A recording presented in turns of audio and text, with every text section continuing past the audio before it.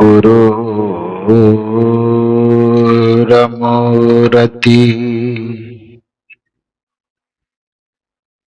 पूजामूलं गुरुरपदम्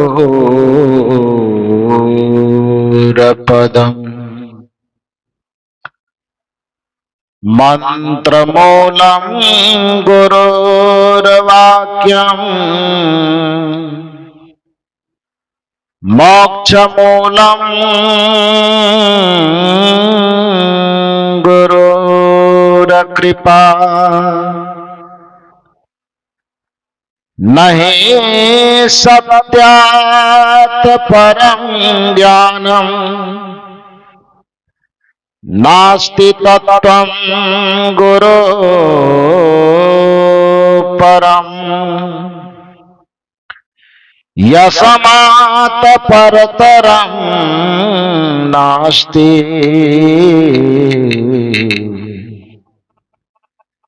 तस्मै श्री गुरुवे नमः।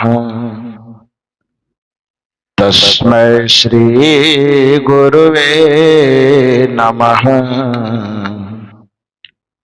तस्मै श्री गुरुवे नमः। मेरे व्यवहारिक एवं पारमार्थिक जीवन के प्रबल प्रेरणा स्रोत परमाराध्य परम पूज्य सद्गुरुदेव जी छत्तीसगढ़ के पावन धरा पर स्थित धमतरी जिला के अंतर्गत ग्राम जोरा तराई में आयोजित त्रिदिवसीय सत्संग समारोह के दूसरे दिन के द्वितीय सत्र में मंच पर विराजमान अपने ज्ञान ध्यान त्याग तप के प्रभाव से स्व कल्याण के साथ साथ जगत कल्याण का गुरुतर भार लिए तीर्थों को भी परम पावन करने वाले परम वंदनीय संत समाज, इस परिवर्तक स्थल पर विराजमान अध्यात्म प्रेमी सज्जनों तथा देवियों, अभी हम लोग भजन के माध्यम से मानव जीवन का जो सर्वोत्कृष्ट पूजा हो सकता है उससे संबंधित भजन सुन रहे थे। आज तक हमने पूजा का अर्थ सिर्फ इतना समझा है कि किसी प्रतिमा के सामने में पत्र पुष्प प्रसाद दिया अगरबत्ती इत्यादि चढ़ा देना पूजा कहलाता है। वस्तुतः वह पूजा उस चेतना के लिए है जिस चेतना में अभी थोड़ी सी भी बोध विवेक की जागृति नहीं हुई है। वस्तुतः पूजा शब्द का अर्थ ही होता है पूज्येषु अनुराग भक्ति। पूज्य के चरित्र के प्रति चित्त का अनुरक्त भाव ही पूजा कहलाता है। इसको हिंदी में थोड़ा सरल करके कहें तो पूज्य के पवित्र आचरण का अनुकरण करना ही सबसे बड़ी पूजा कहलाती है। लेकिन हम चरित्र का अनुकरण तो कम करते हैं, चित्र के सामने नाक ज्यादा रगड़ते हैं। सदगुरु कबीर साहब कहते हैं कि मैं किसी महापुरुष का पूजा करने का खंडन नहीं करता हूं। हालांकि लोग आरोप लगाते हैं कि कबीर साहब देवी देवता भगवान भगवती सबके पूजा के विरोधी है। कबीर साहब कहते गलत समझा है मुझे, मेरे दर्शन को चिंतन को, मैं किसी भगवान भगवती देवी देवता किसी के पूजा का विरोधी नहीं हूं। लेकिन सीधी सी बात है कि पूजा की परिभाषा जो तुम्हें समझनी चाहिए, पूजा की परिभाषा तुम ही गलत समझा है। किसी प्रतिमा के सामने मस्तक झुकाना ये आपके पूजा का प्रारंभिक स्थिति हो सकता है, ये आपके पूजा का अंतिम स्थिति नहीं है।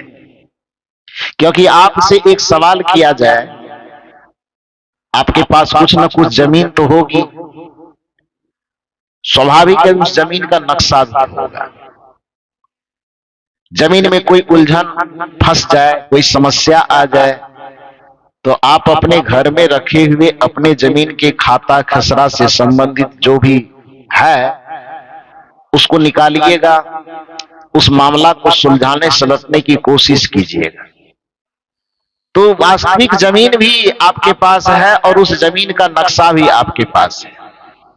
स्वाभाविक है जमीन संबंधी कोई समस्या आएगी तब आप नक्शा से निपटारा करेंगे।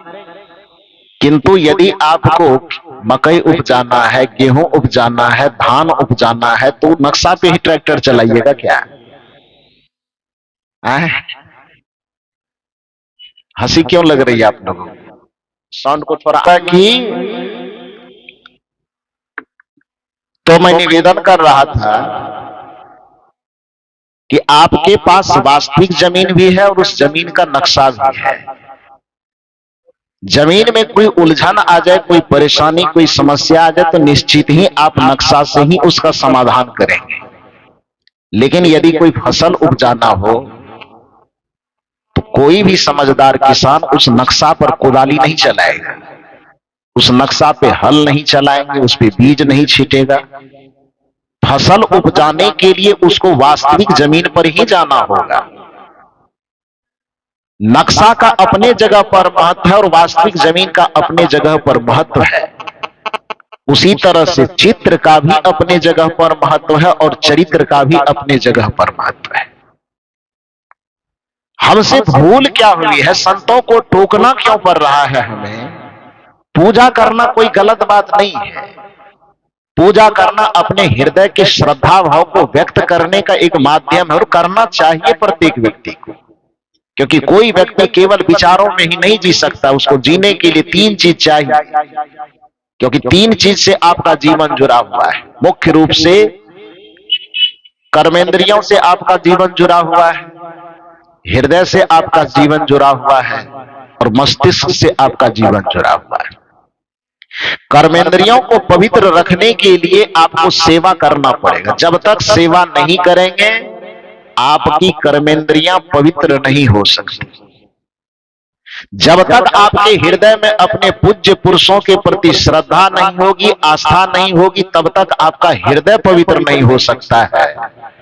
और जब तक आपके मस्तिष्क में संपूर्ण मानवता के प्रति, संपूर्ण प्राणी जगत के प्रति कल्याण की कामना की भावना नहीं जगेगी, तब तक आपका मस्तिष्क पवित्र नहीं हो सकता है। कर्मेंद्रियों को पवित्र करने के लिए सेवा की भावना हो, हृदय को पवित्र करने के लिए पूज्य जनों के प्रति, गुरुजनों के प्रति, आदर्श जनों के प्रति हमारे हृदय में श्रद्धा और आस्था भरा हुआ रहना चाहिए और मस्तिष्क में हमारे सद्विचार भरे रहने चाहिए। जब जब आपके मस्तिष्क में सद्विचारों का संग्रह होगा तब तक आपका मस्तिष्क एकदम पवित्र होता चला जाएगा। जब जब आपके हृदय में गुरुजनों के प्रति, संत जनों के प्रति, पूज्य जनों के प्रति, आदर्श जनों के प्रति श्रद्धा और आस्था पनपेगी, आपका हृदय पवित्र होता चला जाएगा। और जब जब आपके कर्मेंद्रियों के माध्यम से सेवा होगा तब तक आपकी कर्मेंद्रियां पवित्र होती चली जाएगी। तो पूजा की भावना होना गलत नहीं, गलत यह है कि हम पूजा कर कहां रहे हैं। पहली बात तो पूजा को हम समझ नहीं रहे हैं। बस हमें फसल उपजाना है, वास्तविक जमीन पर हम नक्शा पर उपजाने की कोशिश कर रहे हैं। पूजा को अर्पित करना है हमें चरित्र के पास और हम चित्र को पकड़ करके झंडा ढो रहे हैं। कबीर साहब की आपत्ति इस बात की है। श्री राम की पूजा करो, चित्र तो एक माध्यम है, उनके चित्र के माध्यम से राम जी के चरित्र तक पहुंचने की कोशिश करो। और राम जी के चित्र की पूजा करना कदाचित आसान लग सकता है, लेकिन राम जी के चरित्र की यदि पूजा करोगे तो उसके पूरे जीवन को आपको उसमें नियोजित करना पड़ेगा, तभी आपके अंदर राम की भक्ति उद्घाटित हो पाएगी। क्योंकि चरित्र को जीना बहुत मुश्किल है। चित्र को जीना आसान क्यों है? आप जानते हैं, एक व्यक्ति बुद्ध है, कबीर है, महावीर है, राम है, कृष्ण है, उनको कृष्ण को कृष्ण बनने में पूरा जीवन लगा है। श्री राम को राम बनने में पूरा जीवन लगा है। बुद्ध को बुद्ध बनने में पूरे जीवन की मेहनत है। कबीर साहब को कबीर साहब बनने में पूरे जीवन की मेहनत है। लेकिन आप कल्पना करो कि किसी नाटककार को कबीर बनना हो। नाटक मन समझते हैं? नाच तमाशा करने वाले को कबीर साहब बनना हो, राम बनना हो, कृष्ण बनना हो, उसको कितना देर लगेगा बनने में? उजला वाला कपड़ा पहना दो, थोड़ा एक टोपी लगा दो, दाढ़ी ना मिले तो पटुआ वाला सन लगा दो, चंदन भी तत्काल न मिले तो खैनी खाने के वाले के पास से चूना लाके माथे में रगड़ दो। यहां से 2 मिनट नहीं लगेगा। 2 मिनट लगेगा? 2 मिनट में कबीर बन जाएंगे। राम बनाना हो, राम बनाना बहुत आसान है, 2 मिनट में बन जाएगा। चित्र वाला राम बनाने में 2 मिनट नहीं लगेंगे। चित्र वाला कबीर बनाने में, चित्र वाला बुद्ध बनाने में, नाटक वाला महापुरुष बनाने में 2-3 मिनट 5 मिनट से ज्यादा नहीं लगेगा। लेकिन वास्तविक बुद्ध, कबीर, महावीर, सूर, तुलसी इत्यादि जितने भी महापुरुषों का नाम लेते चले जाइए, वह वास्तविक महावीर, बुद्ध, कबीर, कणाद, कपिल इत्यादि बनने में पूरा जीवन लग जाता है। हमें पुजारी होना चाहिए तो उस चरित्र का पुजारी होना चाहिए, और उसका भाव यह कहता है कि पूज्य के प्रति हृदय में अनुरक्ति भाव को पूजा कहते हैं। हिंदी में सरलीकरण करके कहे तो पूज्य के आचरण का अनुकरण करना ही पूजा है। राम जी की पूजा करना चाहते कीजिए, लेकिन शर्त यह है कि सबसे पहले राम जी के चरित्र को जानिए। राम जी का चरित्र क्या था? भजन सुन रहे थे। प्रातः काल उठी के रघुनाथा, मात पिता गुरु ना वही माथा। ये राम जी का चरित्र है, और कदाचित इस चरित्र को आप अपना ले रहे हैं तो भले ही राम जी के चित्र के सामने कभी आप जाते हैं कि नहीं जाते हैं, फिर भी माता पिता और गुरु की सेवा का संस्कार यदि आपके अंदर आ रहा है तो इसका मतलब है कि आप राम जी के पुजारी हो रहे हैं। यदि आप हनुमान जी की सेवा करते हैं, हनुमान जी के पुजारी होना चाहते, तो हनुमान हनुमान बना कैसे? बगल में कहीं बैठ करके चित्रहार देखने से कि हनुमान जी कैसे बना? चौराहे पर खड़ा होकर के सिगरेट पीने से हनुमान जी हनुमान बने तो कैसे बने? गुरु माता पिता के आज्ञा की अवहेलना करने से। जिसको वह अपना इष्ट मानते थे उनके तरफ से सेवा की जो भी आज्ञा मिलती थी उसको आंख कान मूंद करके न उस पे दाएं विचार करना है न बाएं विचार करना है। जिसके हवाले अपने जीवन को उन्होंने अर्पित कर दिया था उनके तरफ से जो भी आज्ञा आती थी उस आज्ञा का वो पालन करते थे। तो सेवा की इस अटूट भावना के कारण अपने अंदर के सारे मान अभिमान स्वाभिमान को स्वामी के चरणों में अर्पित कर दिया। इसलिए उसका नाम तो हनुमान है। हनुमान का अर्थ ही होता है जिसने अपने मान अभिमान का हनन कर दिया हो। तो जिसने अपने मान का हनन किया उसी को हनुमान कहा जाता है। तो जो अपने अंदर के अभिमान का हनन करके, हनन माने खत्म करना, मिटा दे, अपने अंतःकरण के मान का अभिमान का हनन करके जो सेवा कार्य में जुट जाए वो हनुमान हो जाए। हनुमान जी वहां राम जी की आज्ञा का पालन करने में भी तनिक देर नहीं करते हैं, और यहां पर अपने घर में जो हनुमान का भक्त बनने का दावा करता है अपने माता पिता की आज्ञा तक सुनना नहीं चाहते। वो कैसे पुजारी होंगे? जिस राम जी के हम भक्त होने का दावा करते हैं उस राम जी का चरित्र यह कहता है, आया सुमांग करही पुर काजा, देखी चरित हरसई मन राजा। रावण को लोग बहुत गाली देते हैं, निशाचर को लोग बहुत गाली देते हैं, राक्षस को लोग बहुत गाली देते हैं, लेकिन रामचरितमानस जो श्री राम के चरित्र को, राम जी के चरित्र को व्याख्यायित करता है, राम और रावण के चरित्र में जो भेद करता है, उस सकल का भेद नहीं है। सकल से तो राम भी आदमी था और रावण भी आदमी ही था। ऐसा नहीं था कि राम जी आदमी थे और रावण कोई गधा था। क्या रावण कोई घोड़ा गधा तो था नहीं, वह भी आदमी के ही सकल में था। सकल से दोनों आदमी होने के बावजूद भी दोनों के अकल में अंतर था। आकृति से दोनों में समानता होने के बावजूद भी दोनों के प्रकृति में अंतर था। आकार से दोनों में समानता होने के बावजूद भी दोनों के संस्कार और विचार में अंतर था। तो सकल से दोनों एक जैसे दिखने के बावजूद भी अकल में अंतर है। तो आपको सवाल यह किया जाएगा कि आप बताइए कि आपके घर में जो अकल वाले लोग हैं, सकल से तो सब एक ही जैसे है, लेकिन अकल जो है, आकृति से सब एक हैं, लेकिन दोनों की प्रकृति जो है, यदि यह पूछा जाएगा कि आपके घर में रावण वाली प्रकृति है कि राम वाले, क्या जवाब आएगा? पहले सुन लीजिए कि राम की प्रकृति क्या, रावण की प्रकृति क्या है। रामचरितमानस वर्णन करता है, प्रात काल उठी के रघुनाथा, मात पिता गुरु नावही माथा, आयसु मांग करहि पुर काजा, देख चरित हर्षई मन राजा, एक बार वशिष्ठ मुनि आए, जहां राम सुख धाम सुहाए, अति आदर रघुनायक किन्हा, चरण पखार चरणोदक लिन्हा। ये राम जी की सभ्यता है, ये राम जी का चरित्र है। रावण का चरित्र वही रामचरितमानस कहती है, माता पिता माने नहीं देवा। न माता को मानते हैं वो, न पिता को मानते हैं, न गुरु को मानते हैं।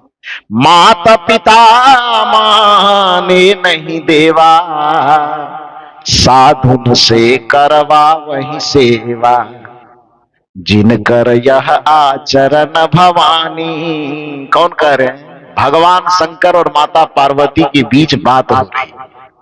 भगवान शंकर अपने मुख से कह रहे हैं कि रावण केवल व्यक्ति नहीं है जो लंका में रहता है,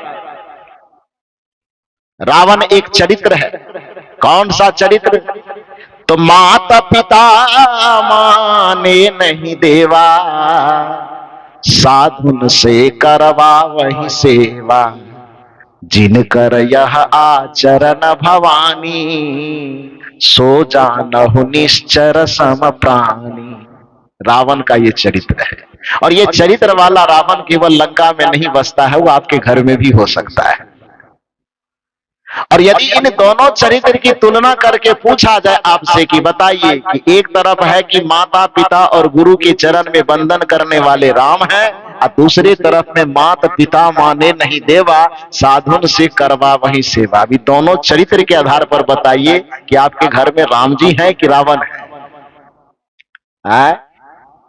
कल युग बैठा मार कुंडली, जाऊं तो मैं कहां जाऊं, अब हर घर में रावण बैठा, इतने राम कहां से लाऊं। समस्या ये है, जहां मंदिर में जा रहे हैं मंदिर में, राम जी के घर में रावण सब बैठा हुआ है। दुर्गा पूजा में जाते हैं, रावण का पुतला बना करके पटाखा फोड़ आते हैं, आग लगा आते हैं, रावण दहन का खूब उत्सव मनाते हैं। और घर में आते हैं तब माता पिता माने नहीं देवा, साधुन से करवा वही सेवा। घर में सब रावण सब बैठा हुआ है, तो पुतला वाला रावण जलाने से क्या फायदा? चित्र तक जब तक हम सीमित रहेंगे अपने घरों में, हम राम को जन्म नहीं दे पाएंगे। हमें चित्र से आगे बढ़ करके चरित्र तक जाना होगा। सदगुरु कबीर की जो पूजा की पद्धति है, वो कबीर साहब की पूजा की पद्धति है कि तुम चित्र में अटके मत रहो, तुम चरित्र तक पहुंचो। तुम केवल आकार में ही अटके मत रहो, तुम विचार तक भी पहुंचो। तुम आकार में केवल अटके मत रहो, तुम संस्कार तक पहुंचो। और जब सदगुरु कबीर साहब ने आचार विचार संस्कार की बात की, लोगों ने कह दिया कि तो पूजा का विरोधी है, क्योंकि संस्कार चरित्र को जीना है। और जहां पर केवल चित्रों के सामने पूजा की जाती है, वहां पर रोजगार करने वाले लोग बैठ जाते हैं। संस्कार आपको खुद जीना पड़ेगा। चित्र प्रतिमा लगाएंगे तो वहां पर दिया दिया जलाने वाला पैसा अलग, प्रसाद चढ़ाने वाला पैसा अलग, फूल बेलपत्र चढ़ाने वाला पैसा अलग, हर जगह रोजगार का एक एक स्कीम अलग अलग लगा हुआ है। और उस पर यदि कबीर साहब की आलोचना होती है तो लोग कहते हैं कि कबीर साहब भगवान के विरोधी। वस्तुतः कबीर साहब किसी के विरोधी थे, लेकिन यदि आप कहेंगे कि विरोधी नहीं फिर भी विरोध झलकता है तो सवाल यह होगा कि सूरज आसमान में निकलता है और अंधकार कहे कि सूरज हमारा विरोधी है, तो अंधकार का मुंह कौन पकड़े? सूरज बेचारे को अंधकार से लेना देना क्या? उसको तो पता भी नहीं कि अंधकार क्या चीज होती है, क्योंकि अंधकार की परिभाषाएं जहां प्रकाश की अनुपस्थिति हो उसको अंधकार कहते हैं। अंधकार का अपना कोई अस्तित्व नहीं है, अंधकार कोई चीज है भी नहीं। अंधकार की सिर्फ इतनी सी परिभाषा है कि प्रकाश की जहां पर अनुपस्थिति हो, प्रकाश जहां पर अब्सेंट हो उसी जगह पर अंधकार होता है। तो सूर्य को आज तक पता भी नहीं कि अंधकार क्या चीज होता है, लेकिन सूर्य यदि दुनिया में कहीं जाकर के शिकायत करे कि भैया सूर्य तो मेरा बड़ा विरोधी है, मैं जहां जहां रहता हूं वहां वहां जाकर के सूर्य मेरा किला खोटा उखाड़ते फिरता है, क्या बताइए कि सूर्य के ऊपर यह क्लेम साबित हो पाएगा? किया था। उपनिषद में कथा आती है कि एक बार अंधकार गया ब्रह्मा जी के पास और ब्रह्मा जी से शिकायत किया कि आपने सृष्टि बनाई, आपके सृष्टि में सूर्य सबसे बड़ा बेटा है पूरे प्रकृति का, तो बड़ा बेटा तो पिता के तुल्य होता है, बड़ा भाई पिता के तुल्य होता है, उनको सबकी रक्षा सुरक्षा करनी चाहिए, लेकिन सूर्य हमसे पता नहीं क्या दुश्मनी है, जहां जहां मैं अपना अड्डा जमाता हूं आपका बड़ा बेटा जाकर के मेरा अड्डा उखाड़ करके फेंक देता है। ब्रह्मा जी ने कहा कि आज तक सूर्य की ऐसी शिकायत तो आई नहीं है, मैं जहां तक जानता हूं जड़ चेतन पूरे संसार का भला ही करता है, तो सब में चैतन्यता ऊर्जा का जागरण करता है वो, लेकिन आप पहला हो जो शिकायत लेकर के आए हो सूर्य का। तो अच्छा ऐसा है कि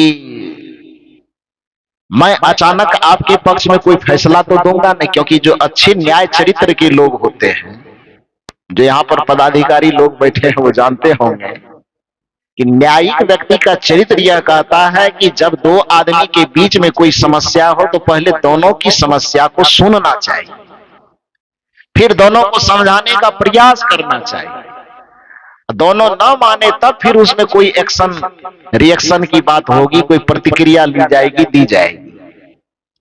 तो ब्रह्मा जी ने कहा कि भैया मैं यदि तुम अब कुछ समस्या सुनाने आओ तो ऐसा तो नहीं होगा कि मैं तुम्हारी समस्या सुन करके सूर्य पर आग बबूला हो जाऊं। तो तुम्हारी समस्या सुन लिया, अब सूर्य के आने का समय जब होगा वो आएगा, उसके बाद मैं उससे चर्चा करूंगा, तुम्हारी शिकायत वहां पहुंचाऊंगा, फिर सूर्य की तरफ से क्या प्रतिक्रिया आती है उसके बाद तुम दोनों को बैठा करके समस्या का निराकरण कर दो। अंधकार ने कहा ठीक है। तो ब्रह्मा जी ने कहा आप अभी चले जाओ, सूर्य जब आएगा पहले उससे बातचीत कर लेंगे, उसके बाद तो अपना मोबाइल नंबर देते जाओ, आएगा तुमसे फोन करके तुमको बुला लूंगा। अंधकार ने कहा ठीक है। तो अंधकार तत्काल चला गया। सूर्य जब दूसरे दिन आया ब्रह्मा जी ने कहा कि भैया तुम्हें कोई प्रॉब्लम है?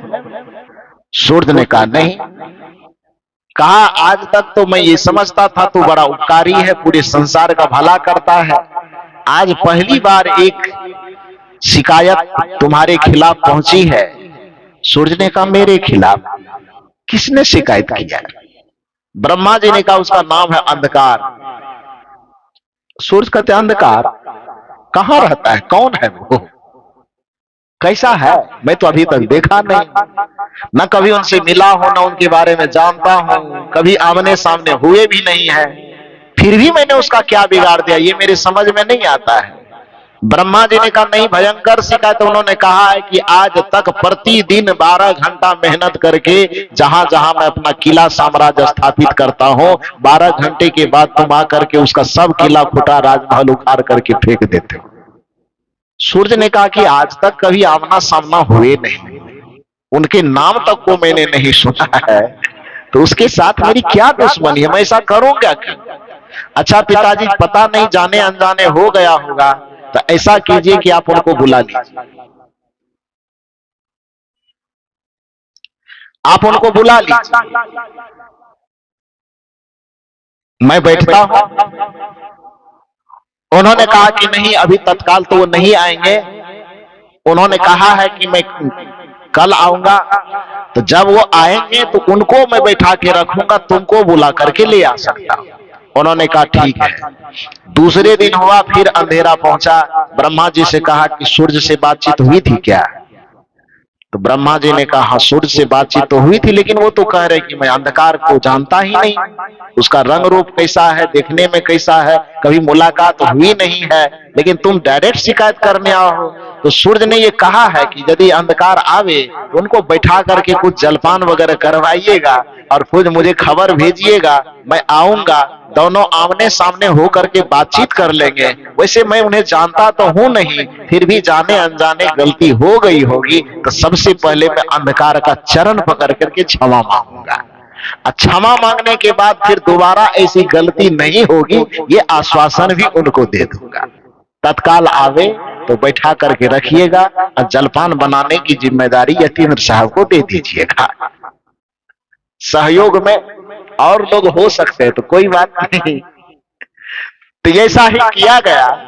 अंधकार आया, उसको आराम से गद्देदार कुर्सी दी गई, बैठाया गया, जलपान वगैरह की व्यवस्था हुई। सूर्य को सूचना भेजा गया कि वह अंधकार आ चुका है, आ जाएंगे। अब सूर्य क्या करेगा? आएगा तो अकेले तो आएगा ना, आने के साथ सबसे पहले उसकी तो किरणें जो है वो आएगी ना, उषा उसकी रोशनी आएगी ना। तो सूर्य जैसे जैसे नजदीक आने की कोशिश किया, उसके किरण की आभा जैसे जैसे आने लगी, तो बेचारा अंधकार जो जलपान के इंतजार में सोफा पे बैठा हुआ था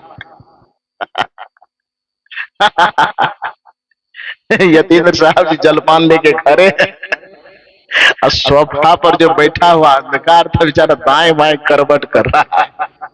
ब्रह्मा जी ने कहा कोई चूटी उटी काटा क्या? अंधकार ने कहा नहीं, कुछ चूटी उटी नहीं काटा। तो फिर ऐसे शरीर कसमकस क्यों कर रहे हैं? देख रहे हैं। फिर जैसे जैसे सूर्य और नजदीक आ गया तो उसकी छटपटाहट और बढ़ गई। छटपटाहट बढ़ते बढ़ते बढ़ते बढ़ते सूर्य जैसे ही दरवाजे से अंदर आना शुरू किया कि बेचारे दरवाजे का भी इंतजार नहीं किया, खिड़की तोड़ करके भाग गया। ब्रह्मा जी पीछे से करे, अंधकार भाई फैसला होना है अभी, कहां भाग रहे हैं? अंधकार भागते हुए चिल्ला करके कहा प्रभु यही तो मेरी विवशता है कि मैं उसके सामने जा ही नहीं सकता। ब्रह्मा जी ने कहा कि जिस सूर्य की रोशनी के सामने में आने की तुम्हारी औकात नहीं है, तुम उसकी शिकायत लेकर के क्या आए? इसलिए गोस्वामी तुलसीदास जी ने बड़ा सुंदर उदाहरण दिया है कि जहां काम तहां राम नहीं, जहां राम नहीं काम, तुलसी का बहु की होत है, रवि रजनी एक ठाम। गोस्वामी जी कहते हैं कि जैसे अंधकार और प्रकाश, रात और दिन कभी इकट्ठा एक जगह उपस्थित नहीं हो सकता, उसी प्रकार से जिस हृदय में काम और विकार की उपस्थिति होगी, उस हृदय में कभी राम का अवतरण नहीं हो सकता, और जिस हृदय में राम का अवतरण होना होगा, उस हृदय में कभी काम और विकार नहीं टिक सकता। ये गोस्वामी तुलसीदास जी का चिंतन है कि जहां राम तहां काम नहीं, जहां काम नहीं राम, तुलसी कबहू की होत है, रवि मन सूरज, रजनी मन रात, अर्थात अंधकार।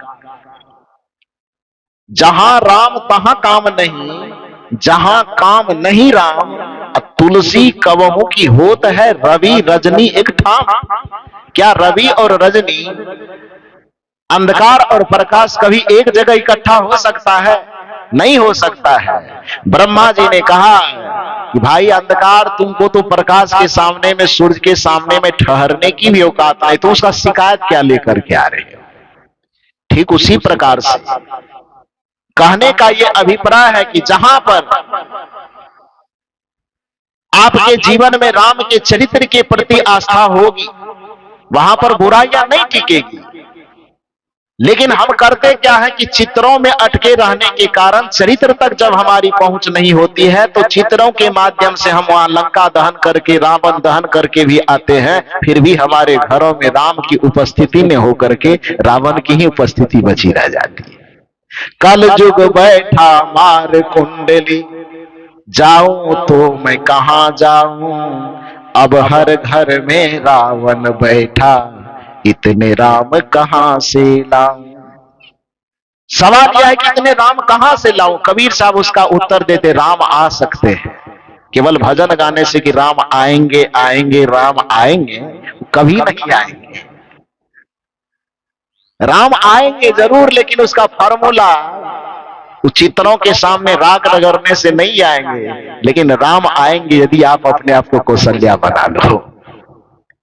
राम आएंगे जब जब जो पिता बनने वाले हैं वो अपने आप को दशरथ बनाने की जिम्मेदारी अपने हाथ में ले ले। राम आएंगे यदि माता अपने आप को कौशल्या की भूमिका में प्रतिष्ठित कर ले, तो जिस माता की भूमिका कौशल्या जैसी हो जाएगी, जिस पिता की भूमिका दशरथ के जैसे हो जाएंगे, उसके कोख में राम जरूर आएंगे, इसमें कोई दो मत नहीं हो सकता है। यदि कृष्ण को आप अपने घरों में लाना चाहते हैं तो जिम्मेदारी आपकी है कि आप देवकी और वसुदेव की भूमिका में आ जाएं। देवकी और वसुदेव की भूमिका में जब तक नहीं आएंगे राम नहीं आएंगे। यहां तक कि ये कृष्ण नहीं आएंगे, यहां तक कि आप कल्पना करो कि एक में भी कमी रह गई, दशरथ में थोड़ा कमी रहे तो चल जाएगा, वैसे कमी रहना नहीं चाहिए। लेकिन खास करके मातृ निर्मातृ शक्ति कहलाती है। किसी भी जीवन के निर्माण में पिता का उतना ज्यादा योगदान नहीं है। 95% योगदान माता का है, बस 5% योगदान पिता का है। इसीलिए माता निर्माता भवती कहा जाता है, माता को निर्मातृ शक्ति कहा जाता है। जीवन को निर्मित करने वाला सारा साचा ढांचा वो माता के ही पास है। इसलिए पिता दशरथ में थोड़ी बहुत चूक भी हो तो काम चल जाएगा, लेकिन माता केवल कौशल्या होना चाहिए। यदि ऐसा नहीं होता तो आप ही बताइए कि राजा दशरथ की पत्नी केवल कौशल्या तो नहीं थी। राजा दशरथ की पत्नी 3 थी ना, कौन कौन? कौशल्या, कैकेयी, सुमित्रा, ये 3 पत्नी थी कि नहीं? दशरथ का पुत्र राम जी को बनना था, लेकिन साथ साथ मां के रूप में कौन चाहिए उनको? कौशल्या। यदि केवल उसी के केवल दशरथ जी के परिवार में, दशरथ जी के खानदान में ही राम जी को आना था और ये किसी भी मां से संभव था, पिता तो वही रह जाता। और कल्पना कीजिए कि दशरथ जी के माध्यम से कौशल्या के गर्भ से राम ना आकर के डायरेक्ट कैकेयी के गर्भ से राम जी आ जाते, कोई झंझट होता? मां, अरे मां केवल चेंज करना था, पिता तो वही रहता ऑलरेडी, राज भी वही रहता, पिता भी वही रहता। केवल दशरथ के माध्यम से कौशल्या के मार्ग से जो राम जी आए, बस केवल मां को चेंज करना था।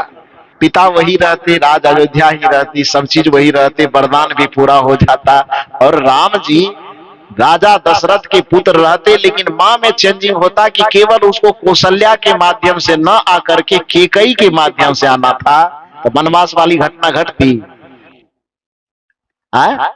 सीता हरण होता, रावण से लड़ने की जरूरत पड़ती, फिर इतनी जो कथा कीर्तन हो रहा है ये सुनने की जरूरत ही नहीं पड़ती, नहीं पड़ती। एक चीज चेंज करने में, क्या? केवल मां के आने का जो मार्ग था वो मां के रास्ते को चेंज कर देता और कौशल्या के बदले वो कैकेयी के गर्भ से आ जाता। बस सारा झंझट यही खत्म, पूरी रामायण खत्म हो जाती। होती कि नहीं होती? लेकिन क्या ऐसा हो पाया? नहीं हो पाया। पिताजी दशरथ हैं, फिर भी राम आएंगे तो कैसे आएंगे? कैकेयी से नहीं आएंगे।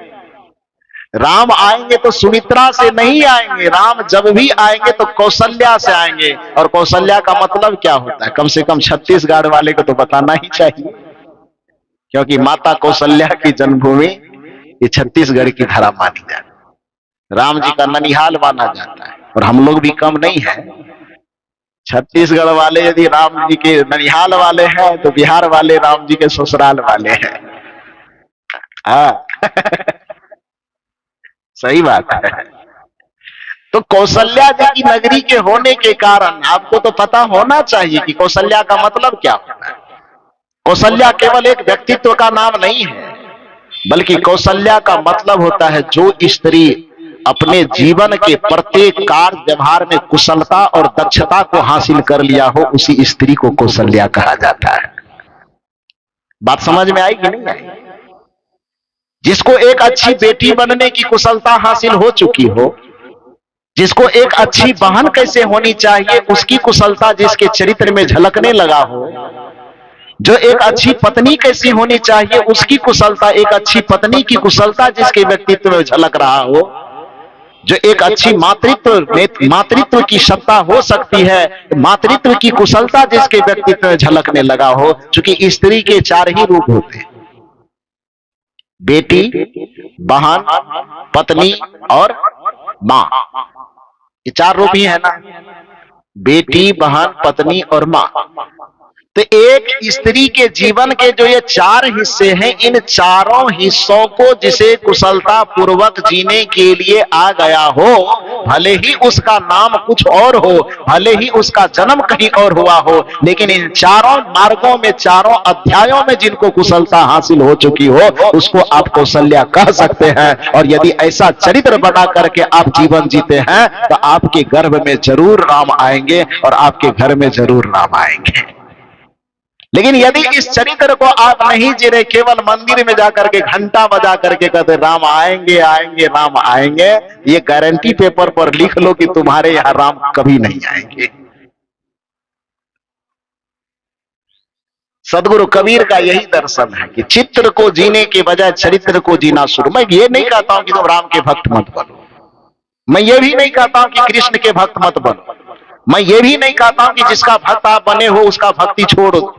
मैं ये कहना चाहता हूं, ये सदगुरु कबीर का मंच आपको ये कहना चाहता है कि जिसके पुजारी बनकर के तुम उसके चित्र में अटके हुए हो, उसी पूज्य पुरुष के तुम चरित्र तक पहुंच जाओ, तब तुम्हारी पूजा सार्थक होगी, तभी तुम्हारा धर्म सार्थक होगा। बात समझ में आ रही है कि नहीं आ रही? शंकर जी के मंदिर में जाते हैं, अब मंदिर में पूजा करके आते हैं, युवक लोगों को और कुछ नहीं दिखाई देता, गांजा धोकना शुरू कर देते हैं। क्यों ढोक रहे हो भाई? अरे तो शंकर जी के प्रसाद है। अरे मंदिर गए तुमको केवल गांजा दिखाई दिया। शंकर जी गांजा कब भी देते गांजा? ये तो जो गंजेड़ी लोग होंगे वो चढ़ा दिया होगा, लिख दिया होगा कि कबीर ये शंकर जी को गांजा चढ़ता होगा, लेकिन शिव पुराण पढ़ने पर कहीं तो गांजा का जिक्र नहीं है। शिव जी के दर्शन को समझने पर कहीं गांजा का कहीं कोई जिक्र नहीं है। लेकिन उनके चाहने मानने वाले लोग हैं, वो पता नहीं कौन गांजा भांग धोतरा क्या क्या खिलाते पिलाते रहते हैं, तो वो लोग समझे। लेकिन मंदिर जाते भी है, शंकर जी के मंदिर जाते हैं तो आपको गांजा भांग धतूरा पर नजर नहीं जानी चाहिए। वहां जाकर के यदि उनके चरित्र तक आपकी दृष्टि जा सकेगी तो मंदिर जाकर के एक चीज यदि सीख लो तो आपके घर में ही काशी का अवतरण हो जाएगा। वह सीखना क्या है? आपको शंकर जी के चरित्र से सीखिए। जब शिव जी के मंदिर में जाते हैं, शिव जी का कितना बड़ा परिवार है, कितना बड़ा परिवार है? शंकर जी के 4 परिवार। कौन कौन? नाम बताइए आप लोग। 4 परिवार के सदस्य का नाम बताइए। शिव, पार्वती, कार्तिक, गणेश, ये 4 सदस्य है ना। चारों सदस्य की अपनी अपनी सवारी भी है। क्या क्या सवारी है चारों की? आए सबसे पहले शंकर जी का सवारी बताइए, क्या है? नंदी बैल, हाँ। और पार्वती जी की सवारी शेर, ठीक है। कार्तिक जी की सवारी मोर, मयूर, हाँ ठीक है ये भी। और गणेश जी की सवारी चूहा। 100 पीस में होगा, कभी चेक नहीं किया होगा। तब हमारे जिलाध्यक्ष के तरह यदि गणेश जी को रनिंग करना होता ना कहीं, और अपना वो निकालता, देखता कि भैया अपना सवारी निकलो, हमें लगता गणेश जी को दिन पैर धर करके देख लेते उसके ऊपर में, अपना पैर उसके ऊपर धर के दे देते और दबा देते तो वो सवारी का चटनी बन जाता। लेकिन कभी प्रयोग नहीं किए होंगे, ऐसे 100 पीस में रखा होगा। शंकर जी उसको फुसला दिए होंगे, मतलब बहला दिए होंगे कि तुमको भी कोई गिफ्ट दिए है। खैर जो भी हो, ये 4 सवारी। क्योंकि शंकर जी को अपना कोई घर 8 कोठली 12 कोठली का तो मकान था नहीं। शंकर जी बनाए भी थे एक बार, तो बेचारा ब्राह्मण उसको ठग लिया। लेकिन ये समझ में नहीं आता है लोगों को कि जो व्यक्ति पूजा और पाठ के नाम पर भगवान तक को ठग सकता है, वह आदमी आपको कैसे सही रास्ता बताएगा, ये समझ से परे लगता है। ठगा ना शंकर भगवान को। कहानी मालूम है आप लोगों को कि नहीं मालूम है? मालूम है कि बताना पड़ेगा? बोलिए आप लोग। बताना पड़ेगा, तब तो 5 इकट्ठे बच जाएगा, फिर दूसरा चीज कैसे बताएंगे? आप जानते हैं कि शंकर जी योगी प्रकृति के आदमी हैं। योग साधना में भजन में उनको मन लगता था। घर द्वार की चिंता नहीं थी। विवाह भी वो नहीं करना चाहते थे। वो तो सती जी या पार्वती जी आपने देखा हुआ कि कितनी तपस्या किए, तो तपस्या के बाद फिर शंकर जी तैयार हुए शादी करने के लिए, तो विवाह हो गई। लेकिन पहले शर्त कर लिए थे पार्वती जी से कि विवाह तो करेंगे, क्योंकि हम करना नहीं चाहते हैं, तुम जबरदस्ती कहती हो कि इन्हीं से शादी करना है। तो ठीक है, शादी कर लेंगे, लेकिन शर्त यह है कि मेरे ध्यान में भजन में साधना में बाधा मत डालना। तो पार्वती जी कहे ठीक है, वो मंजूर है। वो कुछ नहीं कहती थी, हमेशा एकदम योग मुद्रा में बैठे रहते थे। लेकिन आखिर विवाह हो गया, बच्चे हुए। बच्चे तो गर्भ से नहीं हुए, माता पार्वती के गर्भ से कार्तिक और गणपति दोनों में से कोई नहीं हुआ। तो खैर जो भी, उधर अभी फिलहाल मुझे नहीं जाना है, जहां जा रहे हैं वहां जाने दीजिए। तो मूल बात यह है कि जब बच्चे पास में आए, तो फिर एक दिन दुनिया की जितनी स्त्री हो सकती है, वो किसी भी परिवार से बंधी हुई तो अपने ऊपर आए हुए कष्टों को आसानी से झेल सकती है, लेकिन अपने बच्चे के भविष्य को लेकर के पूरी दुनिया से वो टकरा सकती है। क्योंकि पत्नी की भूमिका में रह करके हो सकता है कि आप उनको जितना कष्ट देंगे वो कष्ट सहने के लिए तैयार होगा, लेकिन एक मां की भूमिका में आ जाएगी और अपने बच्चों की भविष्य की चिंता जब उसे आएगी, तो फिर वो दुनिया के सामने चंडी बन जाएगी। वो बनती है ना।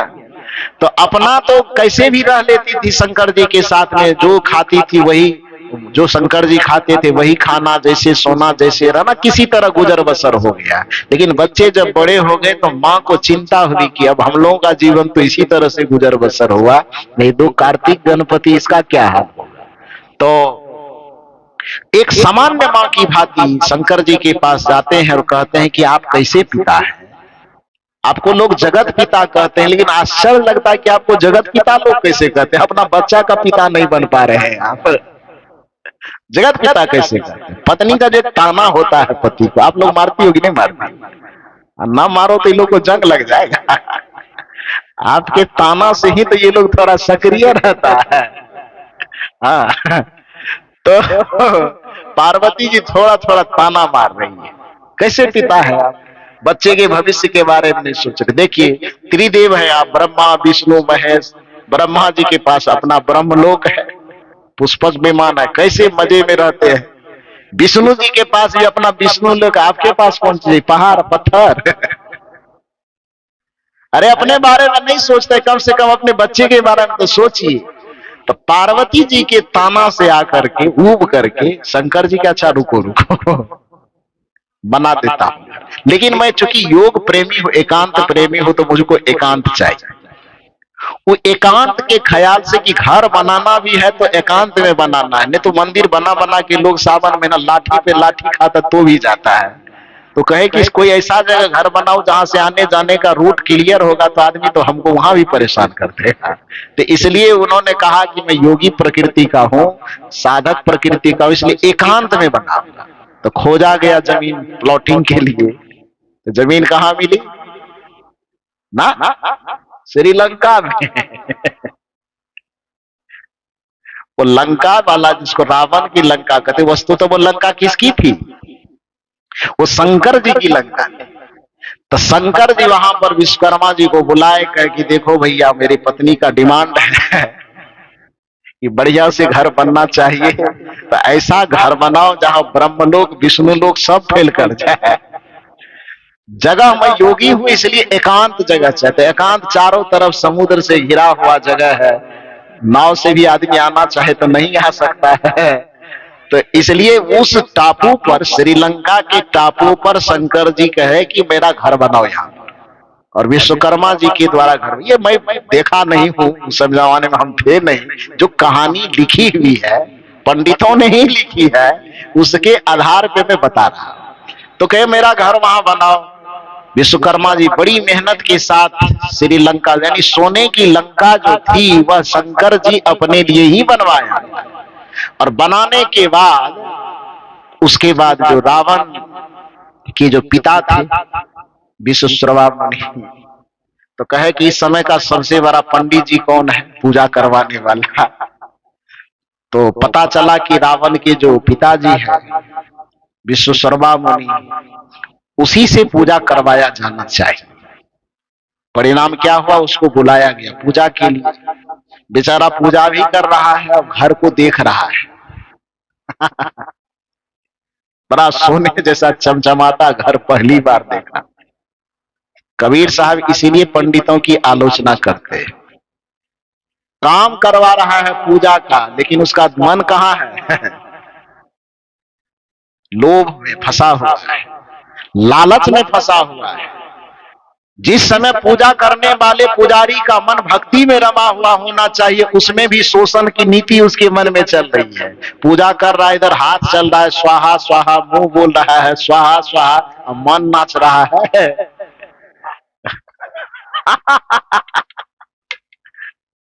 तो कबीर साहब ने क्या कहा? मनवा तो चहुदिस फिरे, ये तो सुमरन कैसे है? माला तो कर में फिरे, जीभ फुरे मुख माही, अब मनवा तो चहुदिस फिरे, ये तो सुमिरन ना, ये भक्ति नहीं है। तो वहां पर शंकर जी कहे कि पूजा के लिए बोला, पूजा हो रहा है, सब मंत्र जपे जा रहे, मुंह जप रहा है, मन नहीं जप रहा है। मुंह से मंत्र जपे जा, मन में योजना बना रही कि शंकर जी को कैसे पेच में फंसाया जाए। और करते करते करते करते जब पूजा हो गया, सब चीज हो गया, पंडित जी खाने के लिए बैठे, शंकर जी कहे भोजन कर लीजिए पंडित जी। विवाह के समय में लड़का मुंह फुलाता है ना ससुर जी से कुछ लेने के लिए, उसी तरह से वो मुंह फुला करके बैठे हुए, पंडित जी खाइएगा, नहीं खाऊंगा। क्यों नहीं खाएंगे? इसलिए कि कुछ दक्षिणा लेना है, और संदेह है कि मैं जो दक्षिणा मांगूंगा आप देंगे नहीं। शंकर जी ने कहा कि मेरा नाम ओढ़र दानी है भाई, जो जितना मांगता उससे कई गुना ज्यादा दे देता। आपको मेरे ऊपर संदेह है? संदेह शंकर जी के मन में नहीं था, संदेह तो दूसरा पार्टी को था।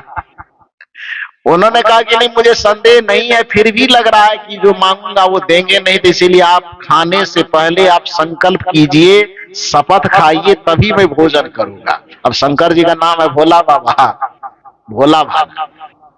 तो उसने सोचा कि अब क्या मांगेगा भाई, दक्षिणा ही तो कुछ मांगेगा, 1000 के बदले 5000 मांगेगा, और क्या मांगेगा।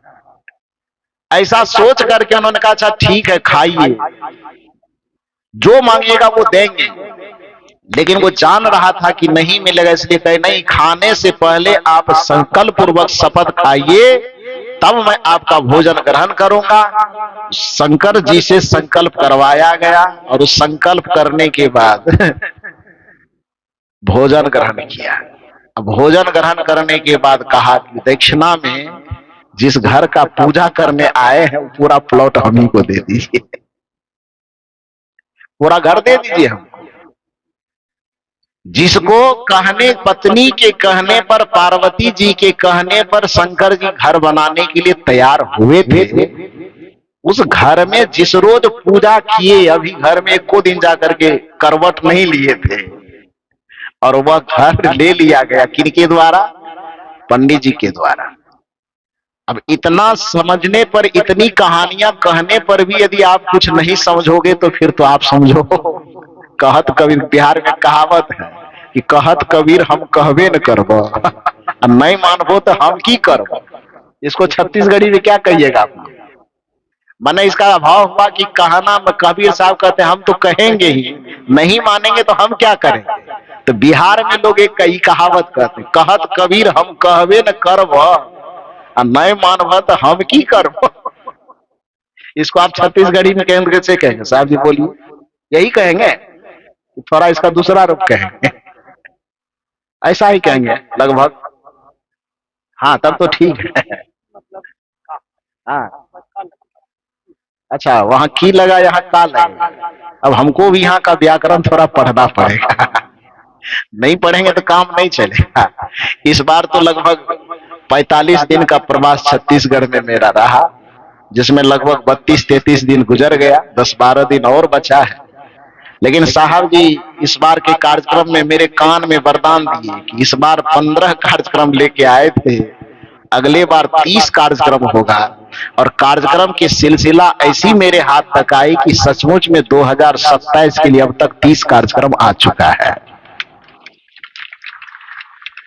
आज भी यहां पर मैं बैठा हुआ तो आज भी मेरे पास 2 कार्यक्रम का एप्लीकेशन पहुंचा है। एक डोमा कोई गांव है, डोमा गांव है, एक और कोई सज्जन वहां बैठे हुए हैं, वो लोग लेकर के आए। तो इस तरह से कार्यक्रम का सिलसिला बढ़ रहा है। 45 दिन से डायरेक्ट 90 दिन का प्रमोशन हो गया है। तो बिना छत्तीसगढ़ का व्याकरण सीखे काम कैसे चलेगा। तो खैर कहने का ये मतलब है कि मैं ये कहना चाहता हूं कि केवल कर्मकांडों की पूजा में जो अर्चने लगे हुए लोग हैं, जिनके माध्यम से पूजा करके आप सुख शांति पाना चाहते हैं, भैया मेरे वो पूजा करवाने वाले आपके हमारे भगवान तक को भी उन्होंने नहीं छोड़ा है शोषण करने के लिए। उनको भी घर गिरी प्रवेश करने के दिन ही घर उनसे जुदा कर छीन लिया गया, छल करके संकल्प करवा करके उनका घर उनसे ले लिया गया। तो जब भगवान का शोषण हो सकता है तो आप शोषण से बच जाओगे। इसीलिए कबीर साहब को मानना पड़ेगा। तो खैर अब वो तो बात अलग हो गई। मैं कह रहा था ये आपको कि भगवान शंकर के पास तो चूंकि घर नहीं है, घर बनाया भी तो बेचारे का ले लिया गया, तो घर नहीं है, पहाड़ों के कंदराओं में रहना होता है। परिवार के सदस्य 4, चारों सदस्यों की 4 सवारी। सवारी कोई लोहा लक्कड़ वाला है नहीं कि कहीं पर लगा दिए रोड पे भी काम चल जाए। सब प्राण वाला प्राणी है। बैल, बाघ, चूहा, मयूर, और उसमें शंकर जी का एक और प्राणी माला वाला, क्या है? नाग सांप है ना।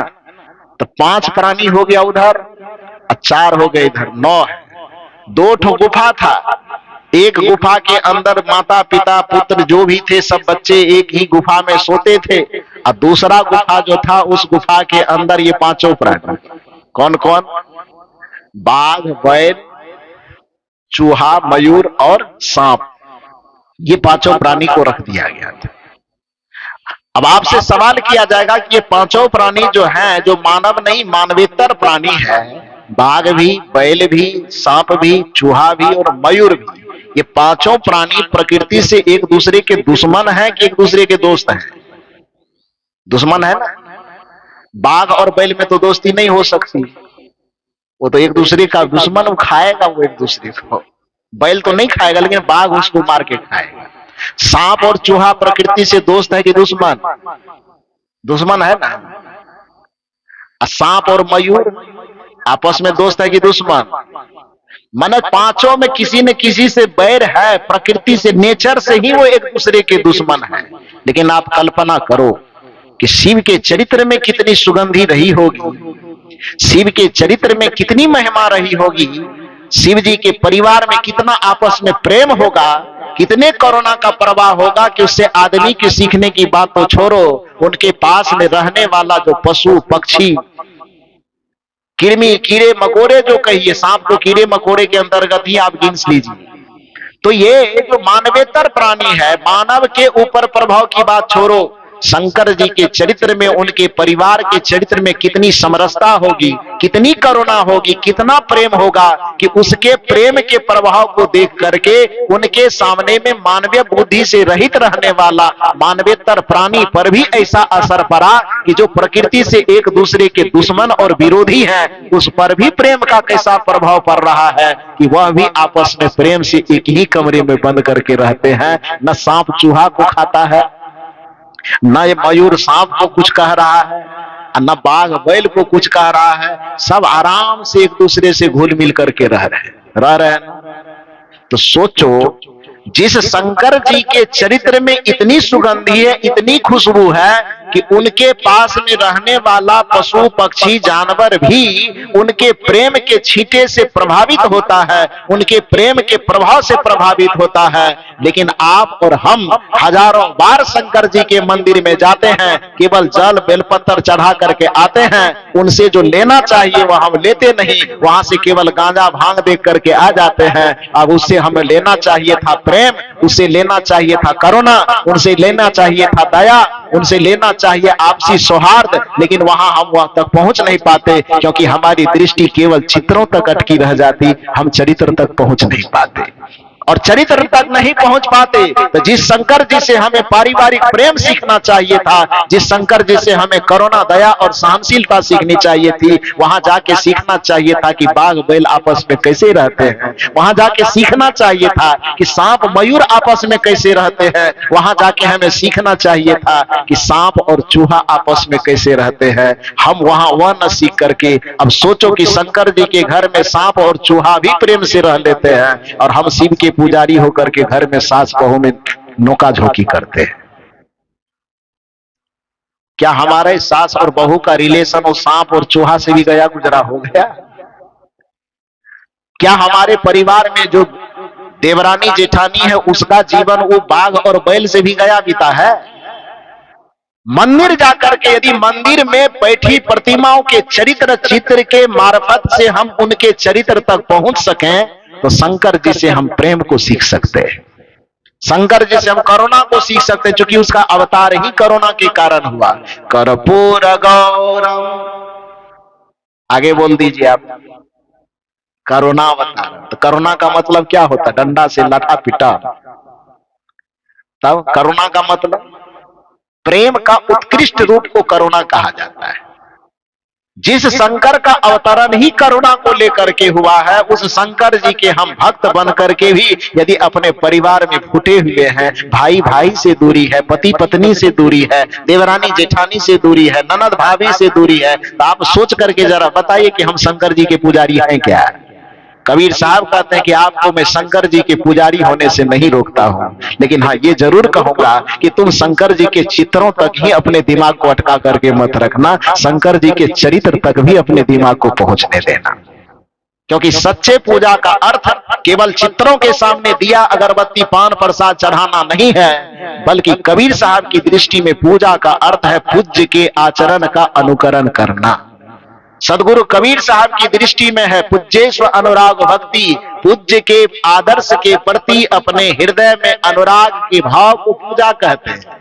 तो जब आप जिसको आदर्श मानते हैं, कबीर साहब को आदर्श मानते हैं, तो केवल कबीर की मूर्ति के सामने दिया मत दिखाइए, बल्कि कबीर साहब के आदर्श को जीने की कोशिश कीजिए। और यही संकल्प सदगुरु कबीर साहब ने आपको दोहराया था कि जो तो चाहे मुझको छाड़ सकल की आस। ये नहीं कहा था कि मेरे मूर्ति के सामने अगरबत्ती हिलाना, हिलाते हैं, मैं मना नहीं कर रहा, वो आपकी प्रारंभिक भक्ति है, प्रारंभिक संस्कार है, वो करते हैं, आप कीजिए। लेकिन मैं ये कहना चाहता हूं कि आखिर में आपको उससे आगे बढ़ना चाहिए, और कहां आगे बढ़ना चाहिए ये कबीर साहब ने ही समझाया है। जो तो चाहे मुझको छाड़ सकल की आस, अब मुझे ही ऐसा होए रहो। मुझ ऐसा होने के लिए चरित्र को न समझना होगा, तब न उसके जैसा बनेंगे। मुझे ही ऐसा होए रहो, सब सुख तेरे पास।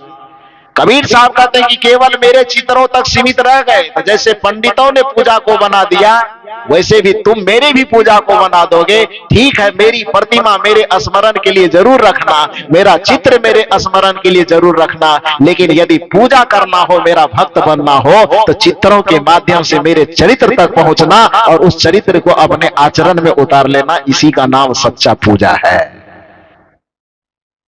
राम जी के देश में हमें राम जी की पूजा को लागू करना चाहिए। मैं भी इस बात का समर्थक हूं। यदि इस देश को हम राम जी का देश कहते हैं तो राम जी के चरित्र का यह देश बनना चाहिए, केवल राम जी के मंदिर और राम जी के चित्र का देश नहीं बनना चाहिए। और राम जी के चरित्र का देश यह कब बनेगा? जब लागू होगा कि प्रातः काल उठी के रघुनाथा, मात पिता गुरु ना वही माथा। जो लोग कहते हैं कि कबीरपंथी लोग राम के मानने वाले नहीं, राम के विरोधी है, उनको मैं दावे के साथ कहता हूं, तुम राम के चरित्र चित्र के पुजारी हो और हम कबीर साहब को मानने वाले राम जी के चरित्र के पुजारी है। बस इतना ही अंतर तुम में और हम में है। राम को तुम भी मानते हो, राम को हम भी मानते हैं, लेकिन अंतर इतना है कि तुम केवल चित्र से मानते हो और हम राम जी को चरित्र से मानते हैं। बस यही अंतर है तुम में और हम में। भगवान को तुम चित्र से मानते हो, भगवान को हम चरित्र से मानते हैं। भगवान को, ईश्वर को, परमात्मा को केवल तूने चित्रों तक सीमित रखा है, लेकिन सदगुरु कबीर के दर्शन में यह समझाया गया है कि भगवान को मानने का तरीका चरित्र को मानना है, और चरित्र को जो माने वो भगवान का कम बड़ा पुजारी नहीं होता है, बल्कि चित्र को मानने वाले पुजारी से चरित्र को पूजा करने वाला बड़ा पुजारी होता है ना। तो इसलिए जो लोग ये आरोप लगाते हैं कि कबीरपंथी लोग भगवान देवी देवता नहीं मानता है, बेचारे वो उसको पता नहीं है कि पूजा क्या है, भगवान कौन है, इस बात की समझ नहीं है, इसलिए कबीर साहब पर आरोप लगाते हैं। मैंने कहा कि कबीर साहब किसी का विरोधी नहीं, जैसे सूर्य किसी अंधकार का विरोधी नहीं, बेचारा अंधकार को पहचानता भी नहीं सूर्य, ठीक उसी प्रकार से कबीर साहब का चिंतन, कबीर साहब का आदर्श, कबीर साहब का दर्शन किसी का विरोधी नहीं है। लेकिन सामने में जो नकारात्मक विचार लेके खड़े हैं, सामने में जो पाखंड का पर्दा लेकर के खड़ा है, सामने में जो आडंबर का अंधकार लेकर के खड़ा है, कबीर साहब उस आडंबर के अंधकार को चीरने के लिए ज्ञान का सूरज लेकर के अवतरित हुए। तो जैसे सूर्य को पता भी न चले और अंधकार समझ ले कि ये मेरा दुश्मन है, वो अंधकार की मर्जी, उसी तरह से कबीर साहब को किसी से कोई नफरत नहीं, कोई घृणा नहीं, कोई विरोध नहीं, कोई ईर्ष्या नहीं, कोई द्वेष नहीं, केवल कबीर साहब का दर्शन एक चमकता हुआ सूर्य है, और उस सूर्य के सामने में जितने आडंबर, अंधविश्वास, पाखंड का अंधकार आएगा, उसको अपने आप कुर्सी छोड़ करके, खिड़की तोड़ करके भागना पड़ेगा। इसमें कबीर साहब का कोई लेना देना नहीं है। आप सब लोग इतना देर तक बैठ करके मेरी बात को सुन लिए, पता चला कि कितना समय हुआ? नहीं हुआ, नहीं पता चला। 5:05 हो चुका है। आप लोग इतना शांत चित्त होकर के मेरी बातों को सुने, इसके लिए आप सबों को बहुत बहुत साधुवाद, बहुत बहुत धन्यवाद देता हूं। बड़ा अच्छा लगता है जब आप लोग इतनी एकाग्रता से मेरी बातों को सुनते हैं। ये सदगुरु कबीर साहब की कृपा है, संत जनों का आशीर्वाद है कि मेरे विचार में कुछ तो आप लोगों को लगता होगा, तभी तो आप लोग यहाँ इकट्ठा होते हैं। वैसे मैं क्या बोलता हूं ये मुझे भी समझ में नहीं आता, लेकिन जब आप लोग इतना बढ़िया से सुनते हैं तो मुझे लगता है कि मेरे बोलने में चाहे जितनी भी खटास रहती हो, लेकिन आप लोगों का कान बड़ा सुंदर है। खराब चीज को भी आपका कान सुंदर बना करके सुनने का आदी है। इसके लिए मेरे मुंह को नमस्कार मिले कि न मिले, आपके कान को जरूर नमस्कार मिलना चाहिए। तो विचारों की कड़ी को यहीं पर विराम दे देता हूं और एक छोटा सा भजन सुना देता हूं, लेकिन भजन तो हम अपना वाला नहीं गाएंगे, सामूहिक वाला गाएंगे। जो कल सुनाए हैं वही सुनना पड़ेगा आपको।